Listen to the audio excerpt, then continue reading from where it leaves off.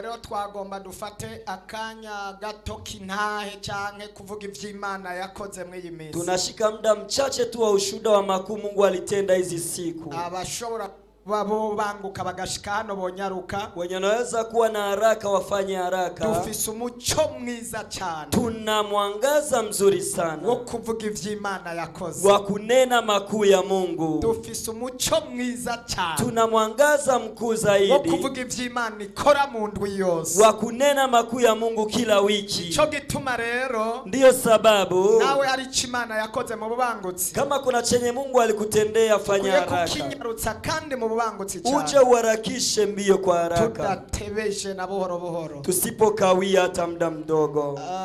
Yesu abaho mugisha. Bwana Yesu awabariki. Umuntu arakwiye gushima Imana, mtu anastahili kushuhudia, kandi hari impamvu ziba zihari zo gushima Imana, tena kuna sababu za kumshukuru Mungu. Ndabona na wa mwene data w'Islamu yaje gushima Imana, na yule ndugu Muslim pia alikuja kumshukuru Mungu. Ndaryohewe cyane, ninafurahi sana. Tunyarutse mbona babaye benshi, tuharakishe, naona ni watu wengi, dufise umwanya muto na tuna muda mchache. Eka umuntu avuge mu bubangutsi, kila mtu aseme kwa haraka. Amen. Ndashima Imana kuva ngeze hano, Imana yarampaye umugisha, irampa amahoro, iranyubakira, kandi ndashima Imana ko yarayinyemuye. Imana ihabwa icubahiro. Amen. Ashinzi naye neza cyane kandi amajambo akomeye kandi meza cyane. Yesu nashimwe. Amen. Ndabaramukije mu izina ry'umwami wacu Yesu Kristo. Amen. Nanje shitse ngaha kugira ngo nshimire Imana. Hari ibintu mw'iyi minsi narimbutse bishika nko kuri 5, ndafata ikigeranyo cyabyo nsenga ndabisize ku mutwe ndavyikoreye, none bibiri muri ivyo Imana yarayibinyishuye, ni muyimpera amashi. Amen. Hari abantu bafise yerekwa no kuri kose, yafashe ibintu abishira ku mutwe atubunda vyikoreye, none Imana yavyishuye. Imana ishimwe cyane. Amen. Nanje mpagaze ngashima Imana guko ntabwo nsanzwe mba ngaha mu Burundi, nsanzwe mba hanze y'igihugu. Nkaba naje ngaha mu gihugu n'indege, amasaha twagenze ni menshi cyane gose, nkaba nashitse amahoro, nkaba n'umuryango wanje nasanze uri amahoro, nibyo gushima cyane. Hama nkaba mba muri Leta Zunze Ubumwe za Amerika, twahuye n'ikiza ca corona, bamwe baragwaye turagirwa cyane, mu nyuma bizaragabanuka, nta muntu yigeze apfa. Byose nibyo gushima Imana. Murakoze. Dukomera amashi umwami wacu Yesu ko Imana yamushikanya amahoro. Yesu nashimwe. Amen. Yesu nashimwe kandi. Amen. Je ndashima Imana kuko ngaha nahabonye Imana ikomeye cyane.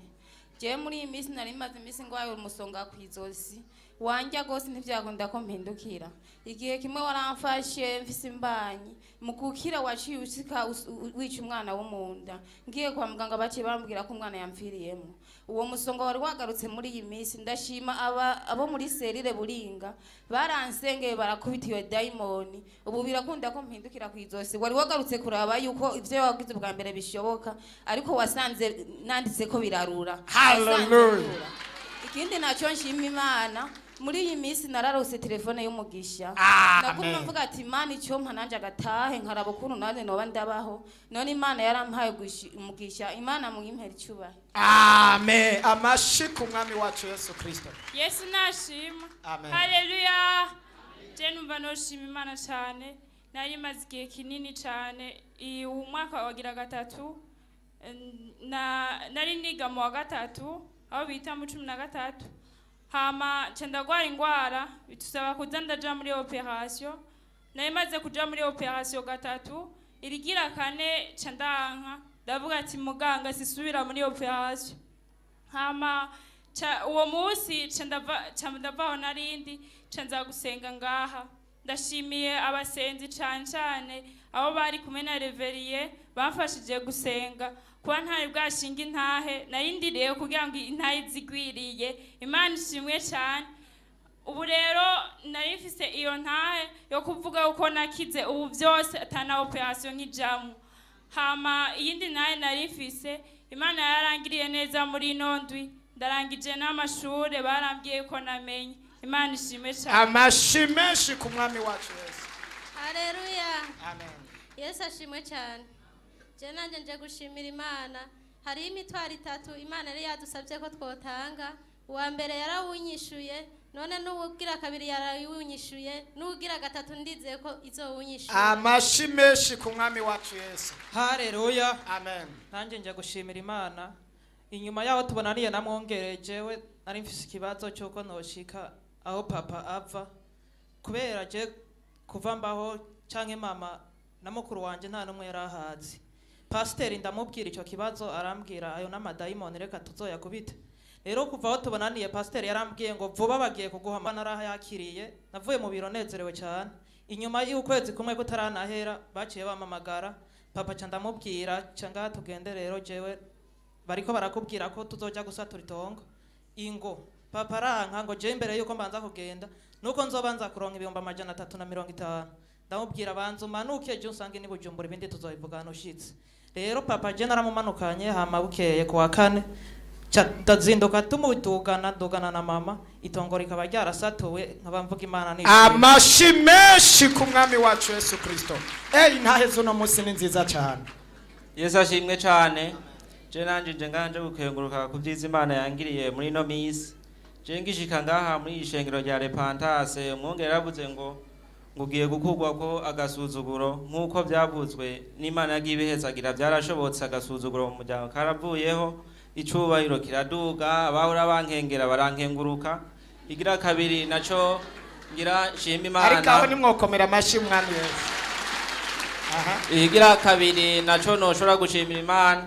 Jewe naragiye mu bitaro kwa muganga ngendayo ntabizi maze kugerayo uwungwaje hajya natoye ubwenge atagwenge naringifise arambwiye ati none muhungu ubona bimeze gute ati je nukuri numva ntameze neza. Muganga aje kuntera serume ndamubwira ati muganga nagira ndagusabe akanya gatoya mbanze mfata isengesho kuko numva ngeze aho mwasa shaka. Umuhungu yarangwaje ararira arambwira ati muhungu ntuse kurira yiha amahoro jewe ngira senga isengesho giwanje ni nabanzopfa nzopfe ninakira nzokire. Hama ibintu narinje gushima byari ivyo kumana cigukiza. Yego ikigira kabiri naco ndafise agasonga kari mu mutima mu rubavu haguma gateragira mbabara nagoma mu nsenge n'ukuri. Reka tukirukana ko kazimu mu izina rya Yesu ndategetse uyu musonga toka katika jina la Yesu wa mpemu mbiwe kurazimangana wa mpemu mbiwe ndakubona wa muzimu we toka ondoka mara moja ndagutegeka soka mujane hariya bakirukane akariyo kave mujane mu cyumba cy'amasengesho abasenzi bakirukane mu bubangutse. Yesu nashimwe. Amen. Nanje mpagaze ngashima Imana yankoreye muri iyi ndwi. Imana yaranyishuriye amadeni yose nari mfise. Ikirenze kuri ivyo candabatizwa mu mazi menshi. Nagomba nsaba mu nkomera amashi Imana yo mwijuru. Amen. Nagiriye neza cyane numva nezerewe gose. Amashi menshi ku mwami Yesu. Yamwishuriye amadeni 2 ay'amafaranga n'ay'ivyaha. Ndafashijwe no kuri kose. Igukiza ivyaha ikakiguha n'inoti.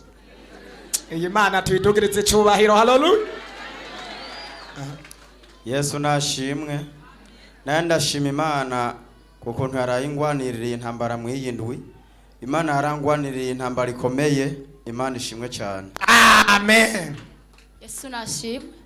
Nandi ngomba shima Imana muri no misi nabonye ukuboko kw'Imana. Bwa mbere naragwaye umutwe hari kwa gatatu ngoma zenga muri repetition. Umutwe uramfata cyane hari kuwa kane. Ndabura amahoro ndabwira Satani nubwo biruko umurimo w'Imana ndawugenda kusisiba candaza nje abakozi Imana basengenga hari kubiranga uyo mutwe kuva kuwa kane gushika dimanche après midi tuko turasenga mungera ravyibuka nabwo ati munge fise umutwe uranyishe kandi ndumva se umutwe usanzwe nuwa badayimoni mungera yaransengeye natashe nakize. Yesu nashimwe. Hama ngo mashimira Imana ko yandinze urupfu muri no yinga imoto yari ingonze sinigeze ndayumva nayibonye igeze imbere yanje. Hama abantu bavuga ati urahatswe ivyo birenganye ndiko ndavuna agati ngomba gucana imbabura kaciye gasimbira mu jisho karinjira indani numva umutwe umusonga nomvira mu mutwe ndazungurirwa ndamara umwanya mpagaze ndavuga ibintu nibiki gamana no isuka ndiko ndahari utwatsi akabuye gaca kava hasi katarukira mu rindi jisho ndavuga mwamungwanirire kuko intambara si yandi ndabona ko abadayimoni bagomba bangira ikimuga rero ndashima Imana amaso yose ni mazima ubu ni mazima urabizi wari watevye kubivuga ngo ntikazosubira mu izina rya Yesu mu bushobozi Imana yampaye abadayimoni bagomba kumukorera konona amaso ndabirukana mu izina ryayo impemu mbisanganya ndabirukana mu izina ryayo abo mubuza kuririmba no gukora ibikorwa by'Imana bazimu ndabamukuyeko mu izina ryayo amashi ku mwami Yesu.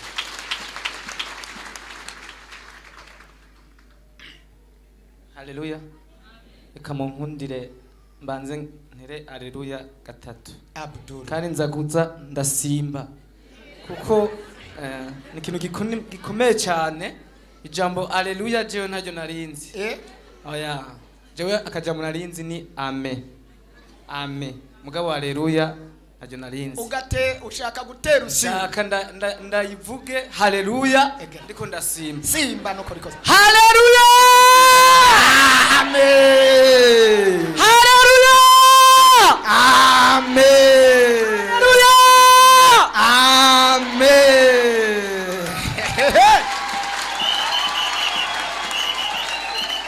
Bwana sifiwe sana. Amen.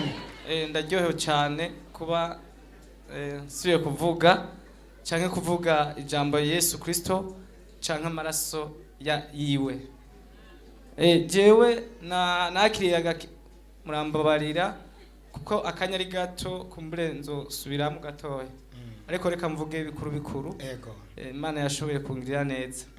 Jewe nari ku radio ngwaye umwuna maze kuwugwara nari maze iminsi myinshi ndawugwaye imyaka 28 umwuna utakira haragera igendagenda hanze kwivuza ngendayo inshuro zibiri ariko biranka haragera igihe abaganga bambwire bati we nuwabona uvuye amaraso uzobireke nuko nyene bazozicoza baragutera yandi ukuvuga nari maze gutegwa amaraso inshuro 8 kandi bikomeye cyane benshi numva ku radio umugozi w'Imana ariko arasenga cyo ndavuga none abagabo bavuga muri no joro basaze nibiki nkumva umwe ngo ndafashishwe yundi ngo amen gabo aca nibaza ati byo byose abagabo ngira basaze mugabo rero kubera nari ndushe numva mengo ndananiwe kubera uwo mwuna cyo ndategera rero baravuga ngo mu wese afate ahababara nanje kubera nari mbangamate jereka ndabageza abagabo numva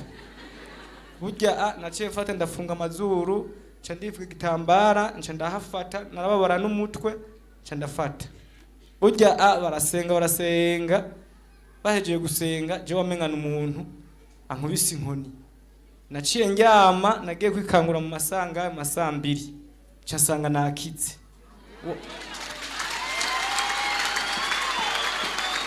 haleluya hanyuma sanze nakize ncamvuga nti babande nibaze uko basaze abantu nibo mugabo since ndabihamye ubunyene reka mande ndindire ndayo usanga kwabaye kuba biraretse ndirugwaho ndaryama ndasubira aha babagabo reka ndabarondere kabisa ndabarondera rero Imana irankiza umwuna iraheza hama nce nakiriki agakiza amen rero ndabishimira Imana je nari mwari ushaka anyumve kabisa nyumve je nari mwarimu umushehe kandi nkomeye cyane ari ndongo musigiti.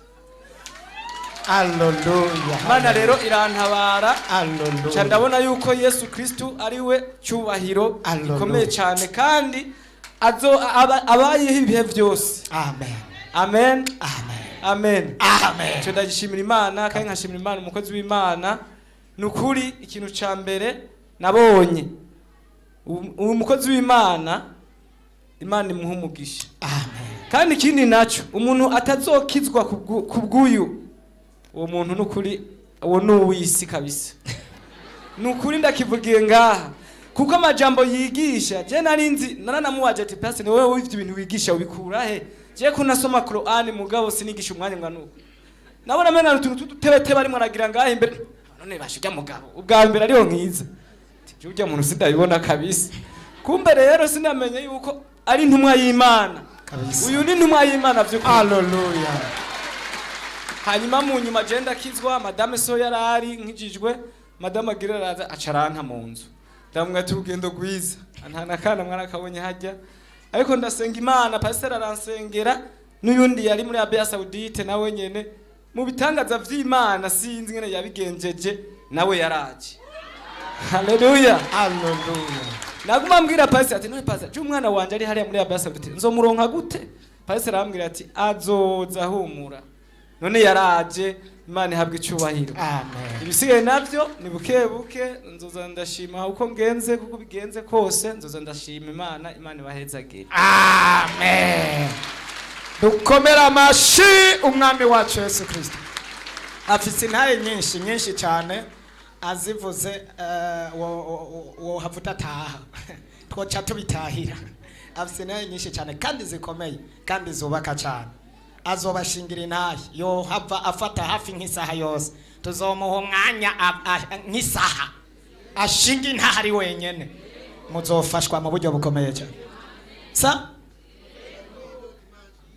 Nuko mpaka zose ziheze. Yesu ashimwe. Amen. Haleluya. Haleluya. Haleluya. Imana yamezagirire cyane. Hama sishimwe rinini cyane. Fise amashimwe menshi.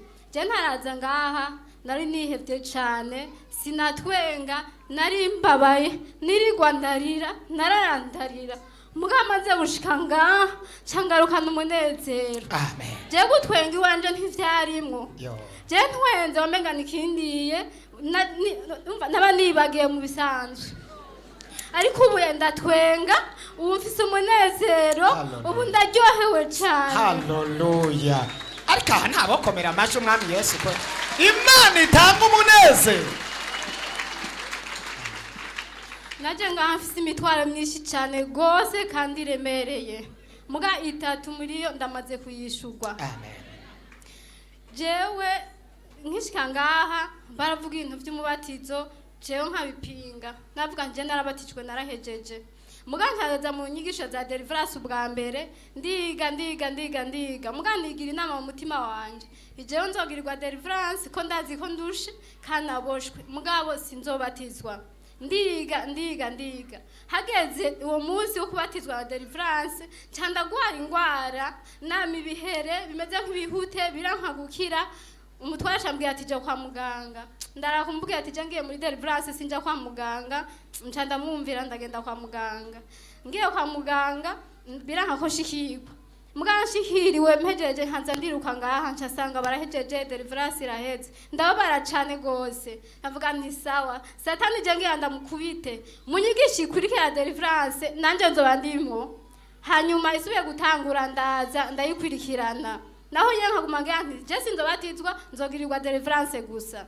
Muganda yibandanya munyuma cyanigira irama mu mutima. Ndeko umwongere wacu yavuze yuko utabatijwe atabuzi mu bufise. Abandi baja ku ruhimbi jewe singenda.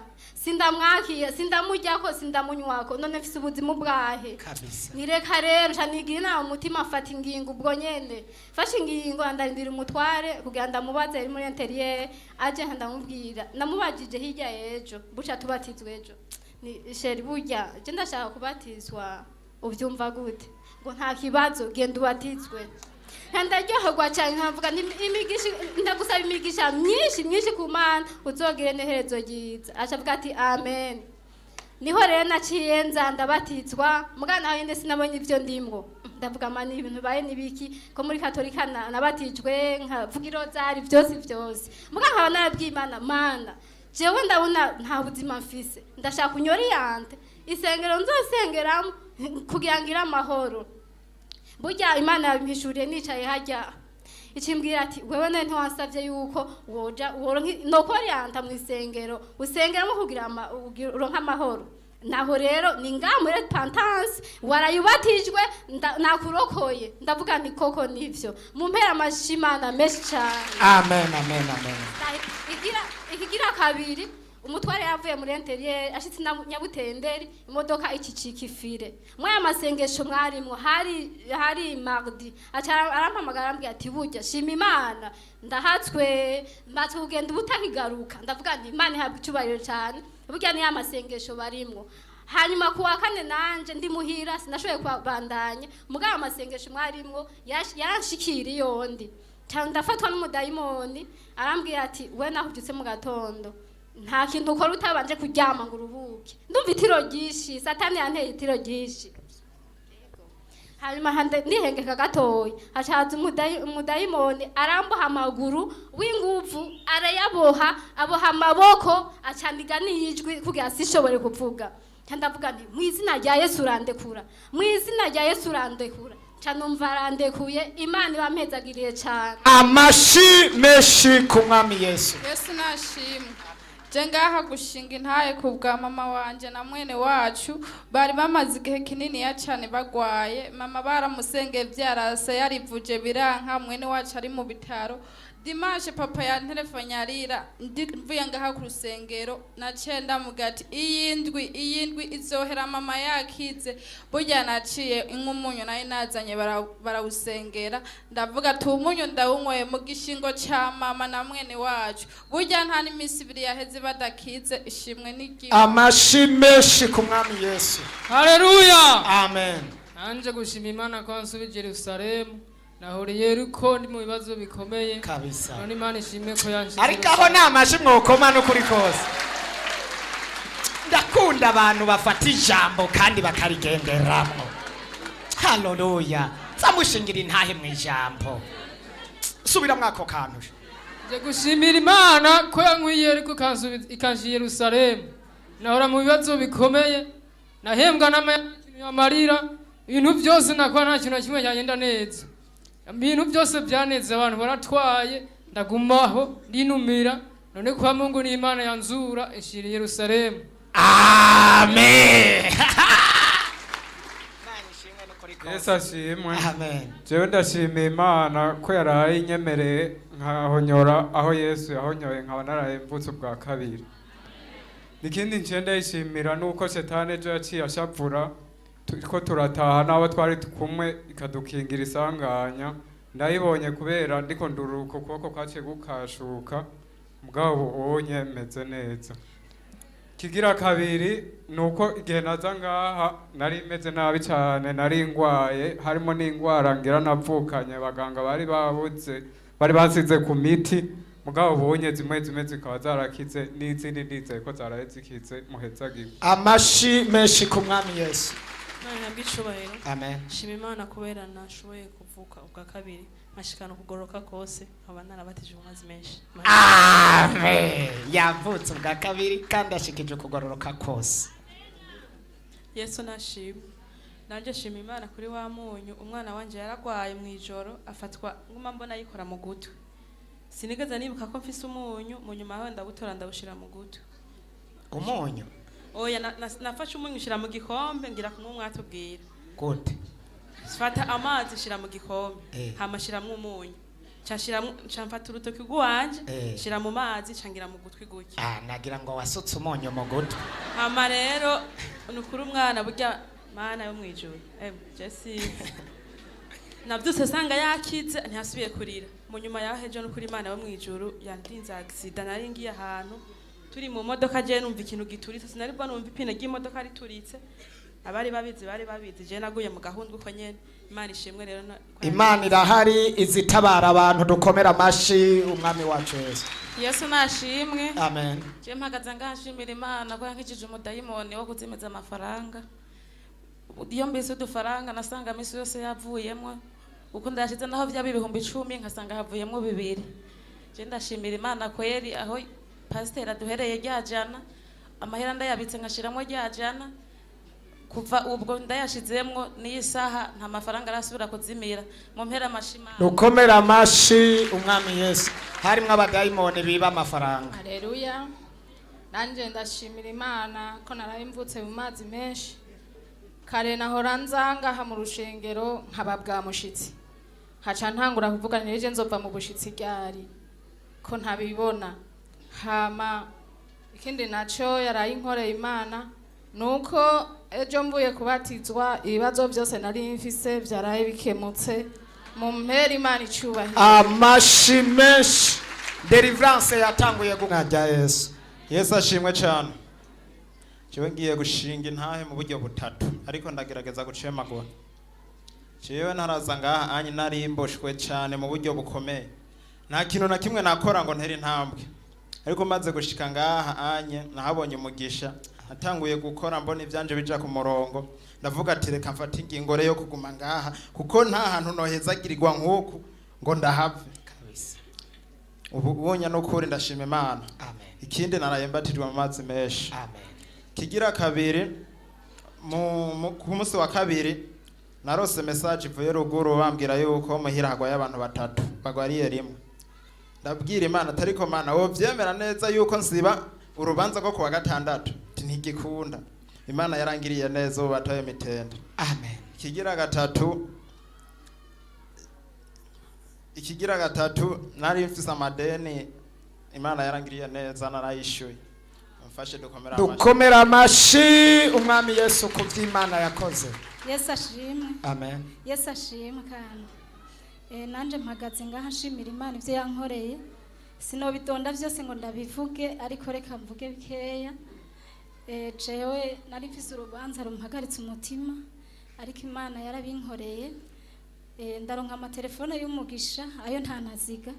Nongera nshimira n'abantu bose bitanze kugira uko rubanza rugende neza ikarinda n'ama-accident abantu bose bari baje mu rubanza. Amen. Dukomera amashi Kristo Yesu. Nashimye cyane. Amen. Ndashimira Imana cyane ko natanye umwana pasitori ngo musengerera agasanga yarisha. Hanyuma turamuvuza ubunye ariko arakira. N'umuvyeyi wiwe nyene yarayikumbanye ndamutabaza pasitori ndamubwira nti uratusengera kubera mbona ibintu bitoroshe. Hama uwo muvyeyi intuzi umusi yose urahera kubera havyaye abantu barinda kumutera urushinge. Imana iramutsigama aza kuvyara sayine y'ijoro umwana yarushe bamushyira mu mashini ariko ubu ni sawa barakomeye bose. Kindi ngine nshimira Imana muri iyi ndwi nari mfise ideni ryinshi cyane mugabo naraje ngaha ku wa mbere niriwe ndakora nkora mu isoko ndabura n'amahera 5 ku wa kabiri nje ngaha ndabwira Imana ni Imana nukuri urazi ko umuntu ufite ideni ejo azohavanye iki shitse ngaha ku wa kabiri cyanda dandaza ku wa gatatu nca ndaronka ibihumbi 100 ndamuriha ndashimira Imana cyane ko iyi ndwi yose yaheze ndonga ico nzana ngaha ku gicaniro Imana ni amashi menshi. Amen. Nanje mpagaze ngomba gushima Imana narabonye Imana itariki 25 zuku haraba yamasanganya muri ville baratera amagrenade beshi barakomeretse abandi barapfa je nubwo amagrenade yamfashe nabwo nababaye cyane. Dukomera amashi umwami Yesu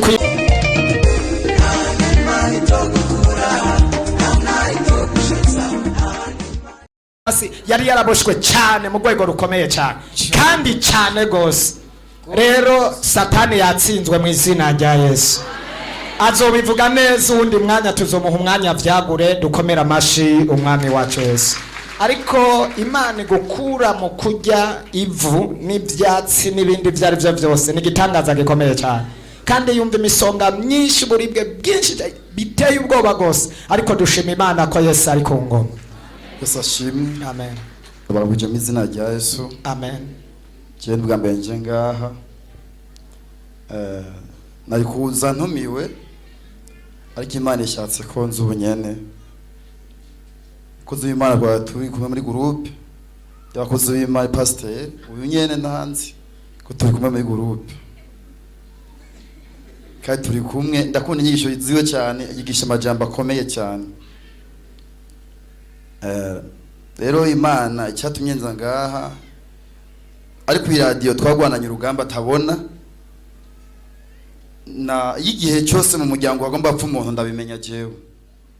Icyo gituma umuntu avuze ko tamana doswa gupfa iyo umuntu ntegeza kuyigwana mpaka atamana asuye gupfa mu muryango wacu. Amen. Rero ku wa mbere nagaragaje mbona imenyetso ko agiye gupfa umuntu nange igice dufata amasengesho bagiye ku radio y'abagabo ca ndavyuka cyantora Bibiliya n'inkoni n'ibuye kabisa.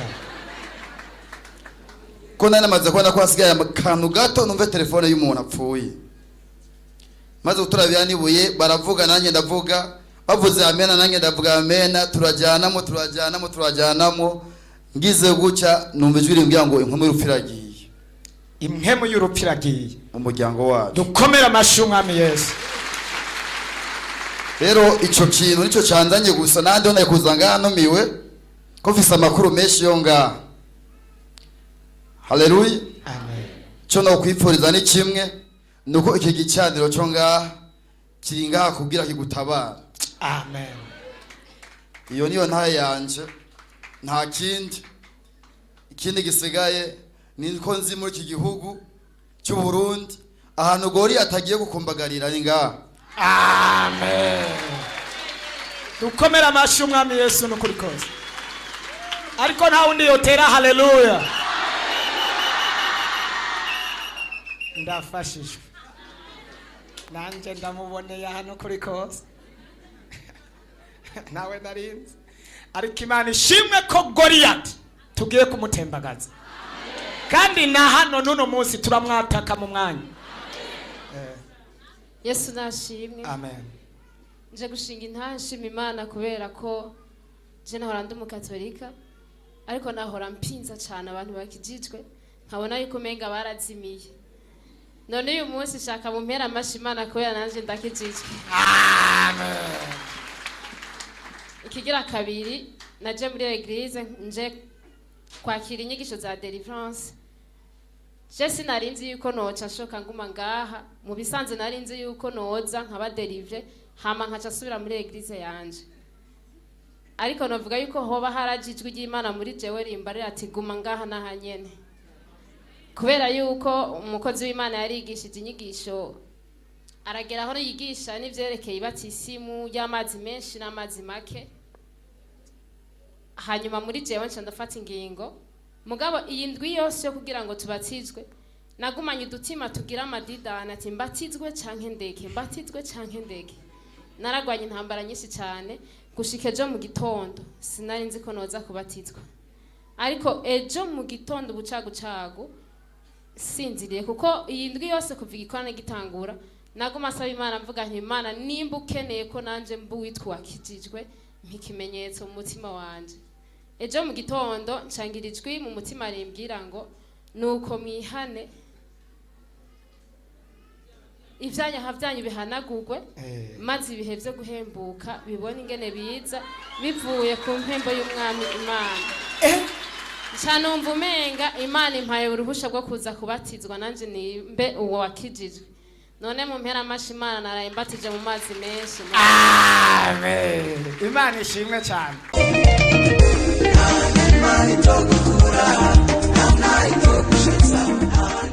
Yewe narande mupagani sinarazenga ari umutisunga navyo vyambaro cyane. Yewe yandaye timaze gusenga nga nahema nakize ndataka byo nga kwambara kabuye timaze kwa gatatu ndera cyende umaka.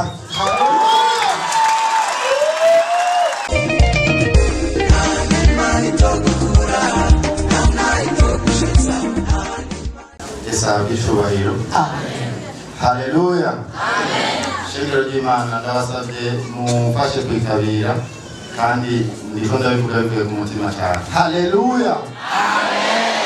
Haleluya. Haleluya. Shimwe ko n'iteka datarugira byose wewe ashoboye kudusangaha ngerageje gukoresha akanya gatoyi.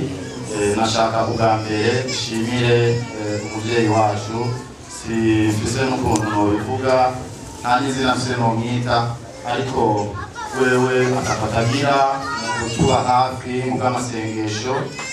Nashaka ndamushimire ndamukengurukire bimwe bibe ku mutima. Nkaba nashaka nongere ndamugurira amazi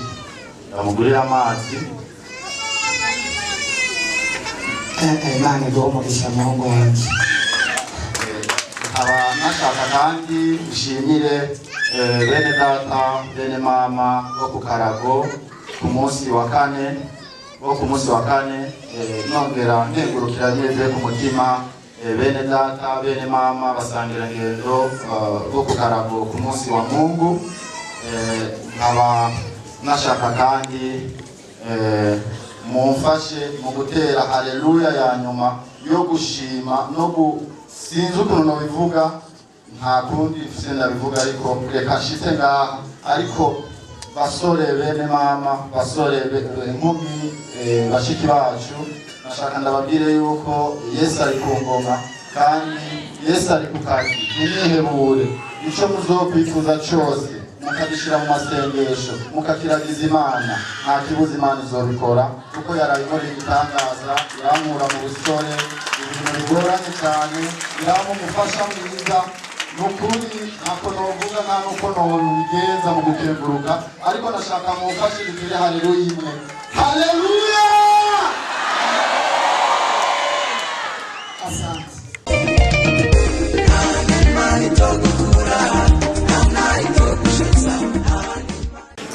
Yesu nashimye, nanjye narije gushima Imana. Nahora ndandaza ariko sinigera ndonka inyungu kuko sinasera, kandi wanashima narifise abakiriye benshi, ariko muri abo bakiriye nta n'umwe yari uw'umumaro. Ariko maze kwinjira hano muri rino shengero, nukuri ndaronka ibyo mfungura kandi naraye nguze paraseri. Haleluya, haleluya, haleluya. Nivyo rero Imana iriko irabikora kabisa. Ukomera amashyi Umwami Yesu. Haleluya. Amen. Inatishaka gushimira Imana kuko Imana yabaye angiza kuri mu profete bere mu ngo basanze muri hospital itera indwara y'amafyigo. Igihe nari ngeze habi zuko Imana yabacishijeho irabakoresha kuko nari sanzwe mbona sengera ngaha. Rero baca barahaca sinzi umuntu ucembera ndije mbenga ndabonye umuprofete wo ngaha anye pasteur nyamudama carambwira ati ndamubonye agiye muri chambere ya kabiri, caragenda aramurondera be n'umurwayi bari bangwaje. Ico gihe amafyigo nari navyivye, kera nari munini je mubona ngano kuna ibiro hafi cyana na ndagwara ndonda rwose. Aje bavuye kunsengera nja muri reya marayo ikiringo cy'ukwezi n'indwi. Aze ikiringo cy'ukwezi n'indwi Imana yakora ibitangaza, kuko base bambwiye ati wizere ko ugiye gukira. Aca barankorera n'igipimo cya dialyse, maze kujinkorera ntangura gutora agahego cyanakira. Ubu rero narakize neza, amafyigo yiwanje ubameze neza. Haleluya, haleluya. Ugusenga guhindura iki? Imana ishimwe.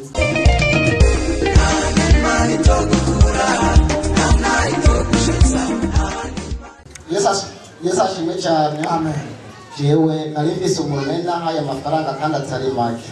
Umunsi wa gatanu je nazirutse ngaha, mvuye ngaha nka saa moya z'ijoro, nza mbona wa muntu araje mu rupangu arampamagaye, acambwira ati simeho ndakuzaniye amahera yawe, kandi je nari nafashe ingingo yo kuyaheba kuko yari yayanyiye.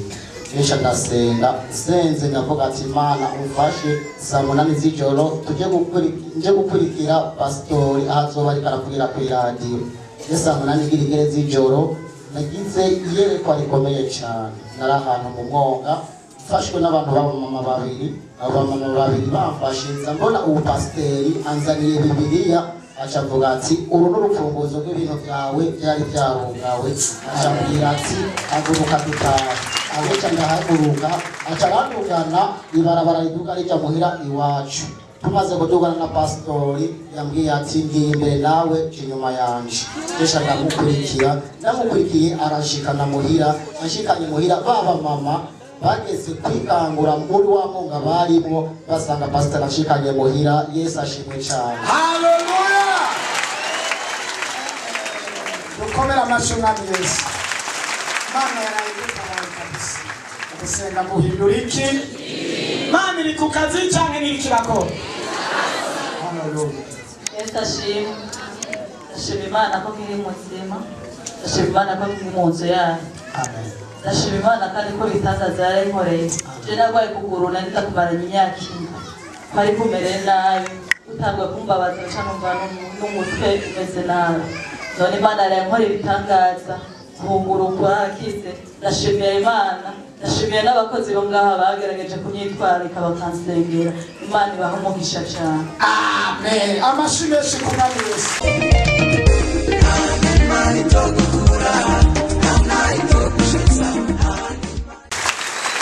Haleluya. Amen. Bakundwa ba Yesu, Imana ishimwe cyane. Amen.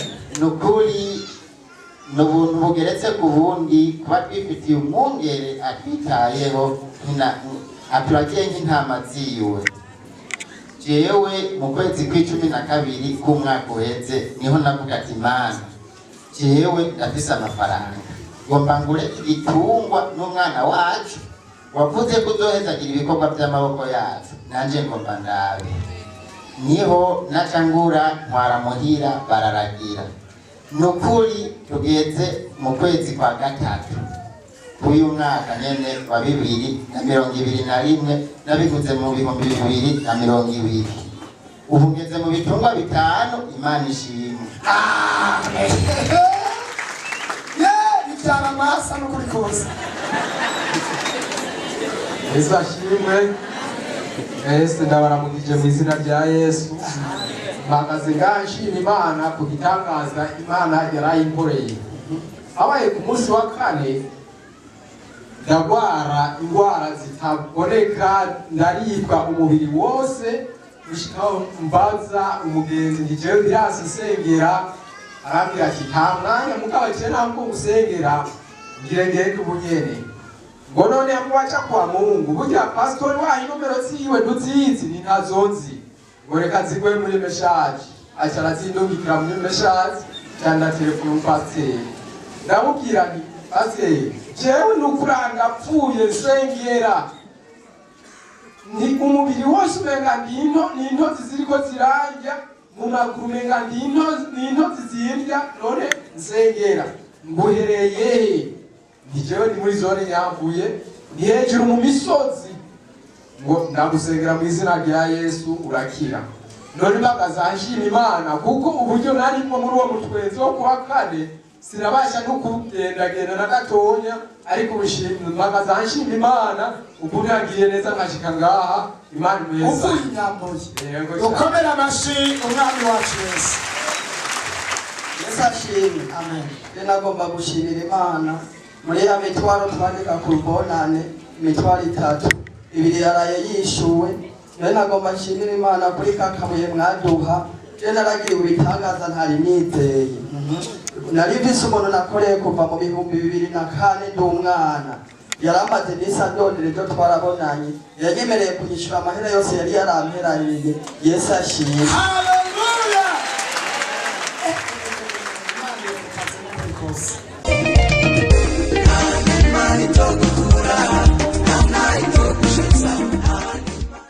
Yesu ashimwe. Amen. Yesu ashimwe. Amen. Yewe narandi mupangani sinaransenga. Ari umutusunga navyo vyambaro cyane. Yewe yandaje timaze gusenga nga. Nahema nakize ndataka byo. Nga kwamera kabuye timaze. Kwa gatatu tera chendio ngaka.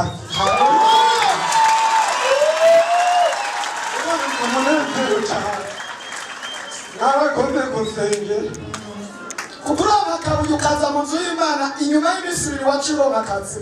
kwa gatatu mbacira telefone ndatura abajaje ndiko ndakora.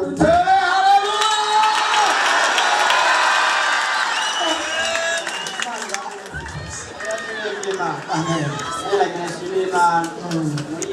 Nakwaye kunda nagiye kurokana kajyakunyu uno ndashimana kuba nimutse. Ukomera amashi umwami wacu Yesu Kristo. Amen. Yesu ashimwe. Amen. Yesu ashimwe cyane. Nanje mpagaze ngashima Imana. Umwana umwe Dimanche y'itariki 16 naraje ngaha Madame Charlotte arambwira ati namusabiye yande kwa pasteur uze usengera umwana naramubyaye haheze amezi 3 agwara bronchite hanyuma guhejo twigera turyama hari igihe byamufata bikamuniga ariko umutora ukamuvyura bikamera nabi rero mu kwezi kwa kabiri niho namujana muri kira baramukonsulta baramuraba ati uwo mwana kuba gifungura n'ubuntu bw'Imana hanyuma ndavuga ati none bizogenda gute ngo nukumwopera amazuru hamwe no mu muhogo kandi twari dufite igikomere muri famiye hariho umwana bajanye baramugira operation mu muhogo ntiyavyutse ndavuga ati notabaza basengera kugira ngo nanje ntibishobore kumera nk'uko byagenze kandi abo nabwira bose bavuga ati uwo mwana agumiza ngaho ntiturakira igikomere kuko urukwizera guke ndamuzanye ngaha Imana ishimwe ku bwa pasiteri Imana imuhezagire cyane naramubwiye nti ndafite ubwoba bwinshi cyane bw'ukuntu noshobora gutwara umwana kuko haba abatanga cyangwa abandi ntibumva bo bitabura ko natwara umwana kwa muganga rero mu mazuru ntiyahema mu muhogo ntiyahema hama pasiteri ndamushikaniye amufata mu muhogo no mu mazuru urumva ko bari batubwiye ko bamubwira operasiyo mu mazuru no mu kanwa aravuga ati ntugire ubwoba umwana azovyuka ari muzima kandi na anestesi bazomutera bizomera neza hama numva ndaremye mu mutima wanje ariko nk'umwana w'umuntu ufise umwana umwe utwara inda zivayo n'igikomere kinini cyane arambwira ati madamu tuza uba amahoro mu mutima wawe umwana bizogenda neza amufata mu mazuru amufata mu kanwa mu muhogo aramusengera Imana iramushoboza umwana baramugiriye operation le 23 février nyene bamugiriye operation imwe yo mu muhogo yonyene mu mazuru bakavuga ngo ntibikenewe ndavuga ati Imana nuhabwa icubahiro kuko ibyo mu mazuru nibyo bibabari cyane uwo mwana ni muzima uwo mwana umuteruye afise ibiro afise imyaka agera kwiza imyaka iri mu kwa kane ariko ntiyigeze arenza ibiro 12 rero umwana arakomeye umwana ariruka umwana arakina nukuri umubonye ubu natwe turashima Imana ubu yararyama agasinzira naho nagira ngo ngenda mukubite kubera ko ataryama saa sita ntitumenye igituma ariko ubu mwana arasinzira Imana ibahezagire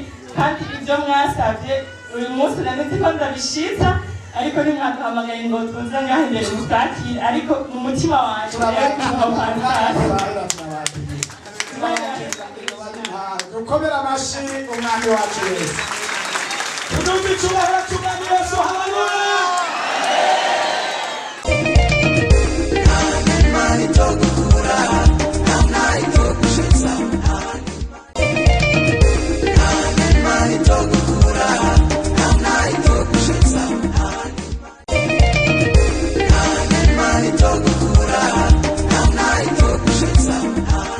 tunashimwe amen nanjye nagira nshinga intahe kuri ryabuye umunsi pasiteri atubare adutane y'amabuye yaravuze ati ahantu ufise ikibazo aba ari hushira nanjye nari numva nkenye igitenge ndagenda nshira kakabuye ndagashira mu mpuzu yego aho mbika impuzu burya rero umugabo yaciye aza arampamaye ndagenda kugura igitenge kabisa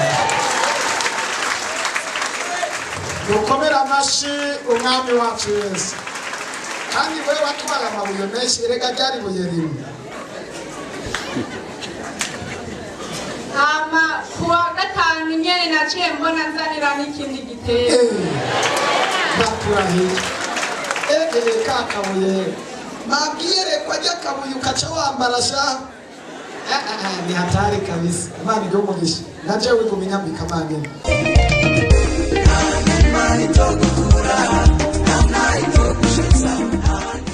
dukomere amashyi umwami Yesu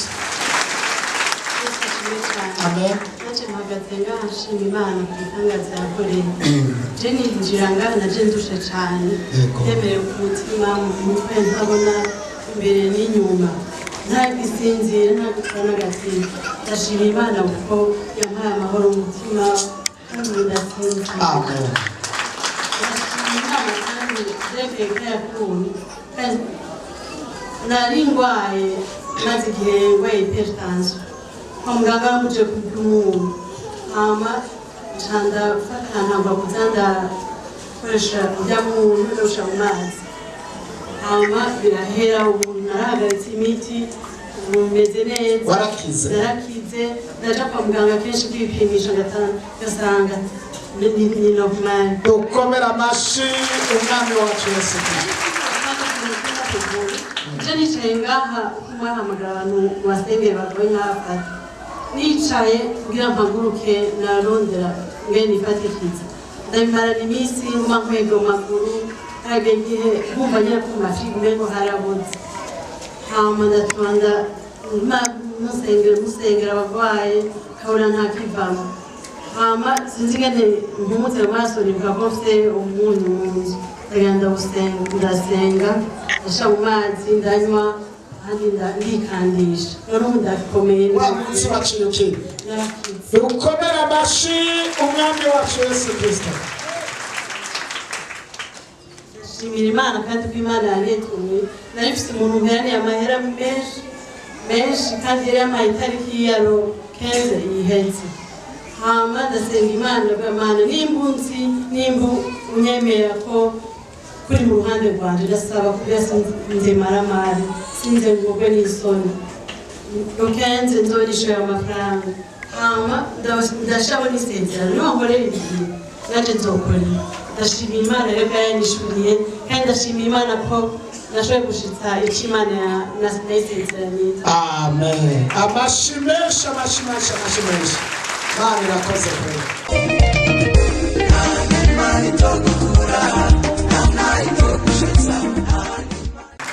Yesu nashimye kandi Imana idufashe cyane jewe nageze iminsi ndi mu ngorane nageze kuvuga ko ryari nagonze mu ndwi kabiri none Imana yarakoze kuri iryo buye mwaduhaye kungendeshwa nagendezako nari nayishize muri iryo buye rero ryarankinze isanganya kuwa gatatu narakoze kuwa kane ndakora kuwa gatanu ndayihaye mugenzi wanjye bashara umugonga carapfa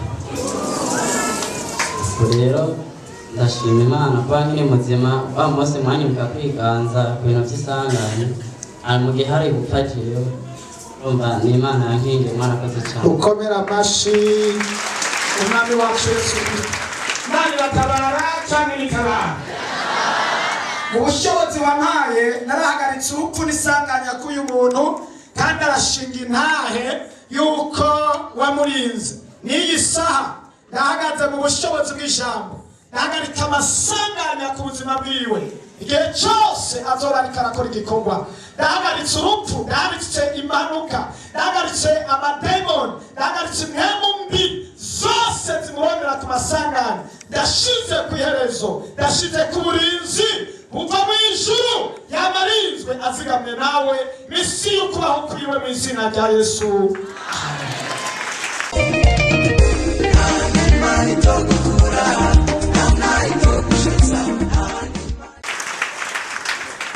murakoze cyane kumpereza ijambo twaje kuramutsa ishengero ryose nahuye n'isanganya uye mu murima ndi kumwe n'abakozi bagiye kumfasha guteragira umuceri hariya mu buhinyuza ngira murahabona hariya mu kinama hari ku itariki indwi uku kwezi kwa mbere twaraye duhejeje tugodotse haji bene ipakire y'amatafari bane twari kumwe bose barapfuye Imana rugira byose turi babiri tutamuka ifurege tituziyemo amabuye baje kudutora abandi ari imibyimba mw'ibara nagiye kumenya ubwenge nsanze bazanye hajya muri medese mugenzi imana kugira ubwenge ndamubaza mbega abagenzi ko bapfuye two twahaye imana iki komera amashumani Yesu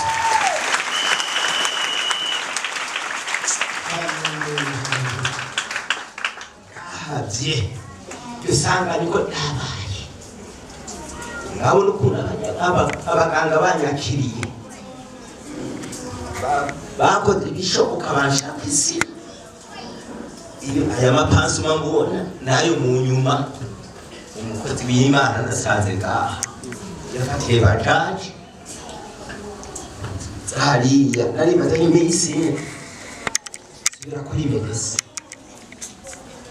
ndavyibutse nukuri birumvikana mutaba umukozi w'Imana wo ngaha n'uyu bari ngaha haraye yafatiye bajaji turavyibuka ati sanga bari mu masengesho yego iri gufa rero iri kinyuma abaganga basabye ko bazorikora ejo arakantu basabye ko kuriringaniza Imana irakora muzee ntacyo urambwira Imana irakora dukomere amashi umwami wacu Yesu uyu muntu murabona ko yavuye mu rupfu murabona ko akuze ari umutama akaba ari kashima Imana arira biraboneka ko Imana hari icyo yakoze gikomeye cyane haleluya Imana irakora cyane n'ibiki yakora dukomere amashi umwami wacu Yesu Kristo amasengesho y'abaripatanse azoroshiriza kubazigama no kubarinda aya masengesho dusenga azorushiriza kubazigama no kubarinda mu buryo bukomeye cyane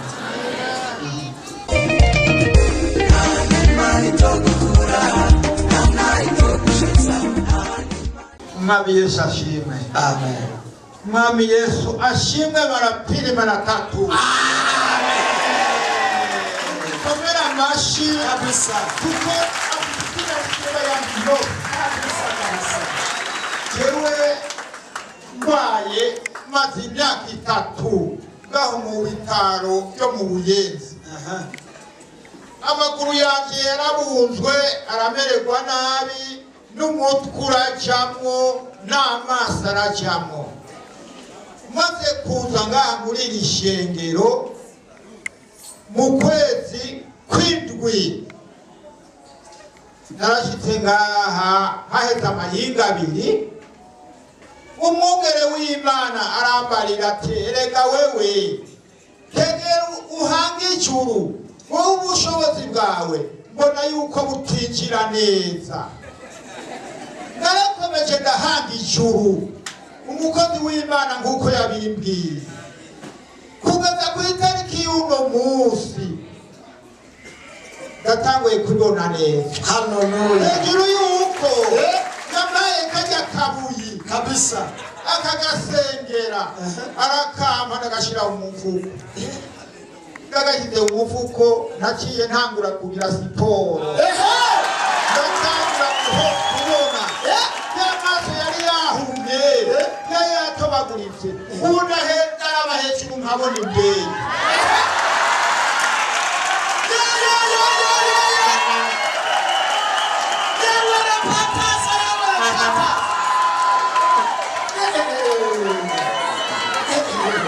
ariko ibi bintu muri ko murabyumva cyangwa si ho muri ariko ishengero murahari ndafise ikibazo hari inyuma ko batariko barabyumva babyumvise n'ukuri ko tutere haleluya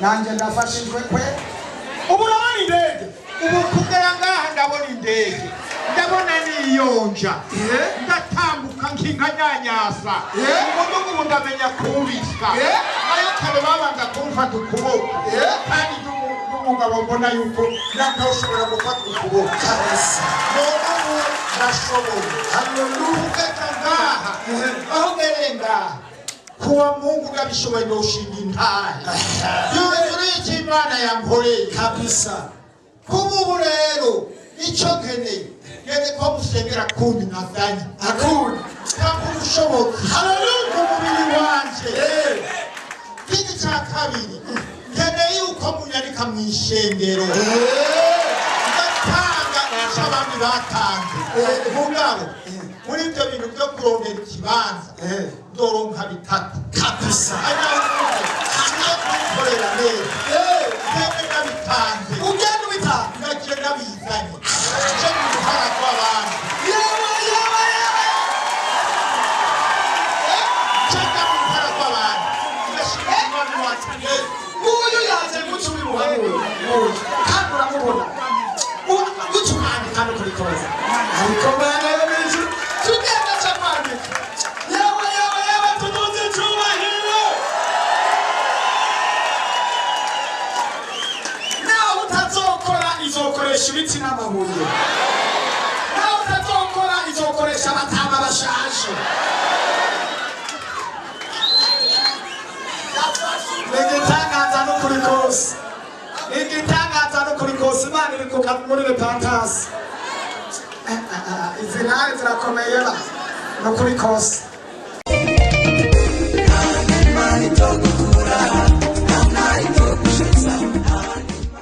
wipfuza kwama uronka ubutumwa ku munsi ushobora kutwandikira agasaraba 257 75 36 96 98